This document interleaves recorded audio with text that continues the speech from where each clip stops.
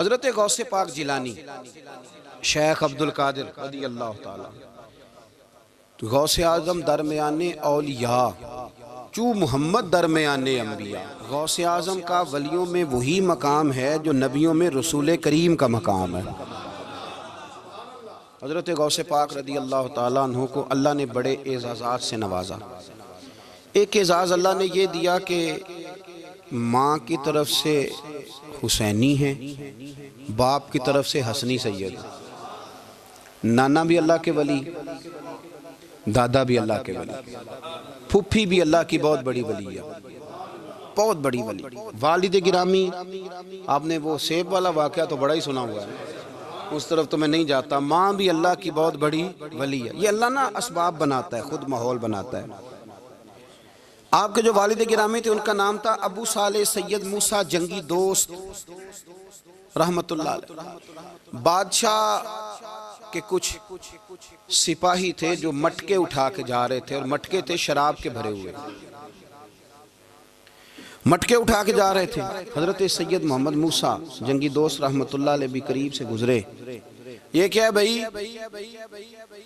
بدبو سے سمجھ تو گئے، تصدیق کے لیے پوچھا کیا ہے؟ انہوں نے کہا جناب یہ بادشاہ کا سامان لے کے جا رہے ہیں۔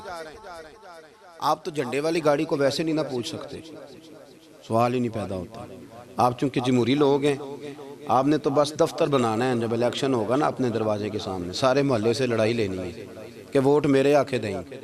پھر ٹھیک 1.5 مہینے کے بعد سجدہ صاف بھی کر جاتے ہیں، بندہ غلط سی میں نے پتہ ہی نہیں لگا۔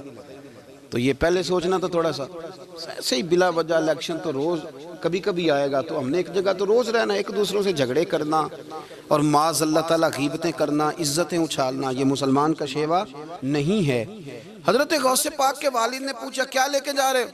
بادشاہ کا سامان ہے جی۔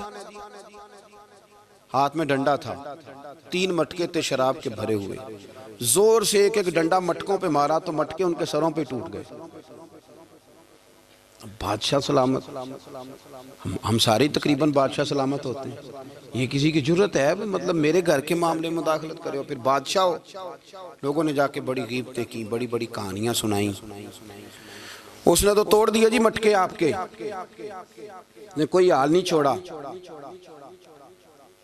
تو بادشاہ کہنے لگا بلاؤ سید موسیٰ پاک جنگی دوست رحمت اللہ علیہ کو بلا لیا۔ تو کہنے لگے بادشاہ تمہیں پتا تھا مٹکے کس کے ہیں؟ آپ فرمانے لگے پتا تھا مجھے۔ کہا کیوں توڑے؟ فرمایا اس لیے توڑے کہ مجھے تیرے اوپر رحم آ گیا تھا، تو اگر شراب پیے گا تو دوزخ میں جلے گا، مجھے رحم آیا تھا میں نے توڑ ڈالے۔ تو کہنے لگا آپ کون ہیں؟ تو آپ فرمانے لگے میں محتسب ہوں، میری حساب کتاب لینے کی ڈیوٹی ہے، محتسب ہوں، غلط آدمی کا حساب کروں گا۔ تو بادشاہ کہنے لگا کس نے ڈیوٹی لگائی آپ کی؟ فرمانے لگے میری ڈیوٹی میرے رب کریم نے لگائی ہے، میری ڈیوٹی اللہ نے لگائی ہے۔ تأمرون بالمعروف وتنہون عن المنکر، مسلمان کے ذمے ہے اچھائی کا حکم دے گا، برائی سے روکے، یہ ذمہ داری ہے میری، اللہ نے ڈیوٹی لگائی ہے۔ بادشاہ پہ اتنا روب طاری ہوا کہ کہنے لگا حضور آپ کی بڑی مہربانی، آپ نے یہ کام کیا۔ کہنے لگا جناب اگر آپ اجازت دیں تو میں بھی آپ کو محتسب نہ بنا دوں، آپ میرے وزیر بن جائیں، کوئی بندہ اس طرح کا کام کرے تو اسے روکیں۔ تو آپ فرمانے لگے نہیں، تو اپنی نوکری سنبھال کے رکھ، جسے اللہ ڈیوٹی پہ لگائے اسے پھر بندوں کی ڈیوٹیاں نہیں کرنی چاہیے۔ یہ اعزاز اللہ نے انہیں دیا، یہ شان رب کریم نے عطا فرمائی۔ ان کے صاحبزادے تھے حضرت غوث پاک جیلانی رضی اللہ تعالیٰ عنہ۔ اللہ تعالیٰ نے جب کسی شخص سے کام لینا ہوتا ہے تو اللہ اس کے لیے اسباب بھی خود ہی پیدا کر دیتا ہے۔ علامہ اقبال اپنے استاد کی بڑی قدر کرتے تھے، شمس العلماء کی۔ تو ایک دن حضرت شمس العلماء سے کہنے لگے استاد جی آپ کی مہربانی سے پڑھ گیا ہوں۔ تو فرمانے لگے پتر تیری کلاس میں تو 250 لڑکا تھا، میری مہربانی تو سب پہ تھی، پر سارے تو اقبال نہیں نہ بنے۔ فرمانے لگے تیرے اندر بھی کوئی خوبی تھی، اس کی وجہ سے اللہ نے تجھے یہ اعزاز، کوئی تھی کوئی چیز تیرے اندر بھی۔